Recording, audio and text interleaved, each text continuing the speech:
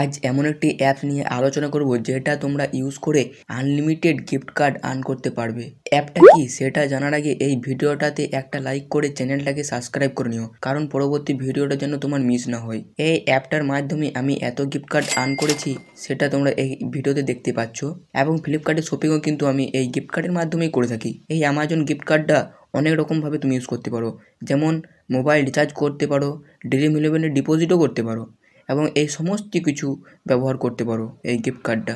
Gift card earn করার জন্য সবার আগে তোমাকে একটা অ্যাপ ডাউনলোড করতে হবে। অ্যাপটার নাম হলো বিং। ডাউনলোড করার পর একটা অ্যাকাউন্ট ক্রিয়েট করে নেবে। তারপর দেখতে পাবে এটা একটা ব্রাউজার, কিন্তু এই ব্রাউজারে যে সমস্ত কিওয়ার্ড সার্চ করবে তার পরিবর্তে কিন্তু একটা কয়েন পাবে। এই কয়েনটাই কিন্তু রিডিম করে আমরা গিফট কার্ড পেয়ে থাকি। এবার দেখি কত কয়েন আর্ন করলে কত টাকার গিফট কার্ড পাওয়া যায়। তোমরা যখন 7,840 কয়েন আর্ন করতে পারবে তখন তোমার 500 টাকা গিফট কার্ড রিডিম হবে।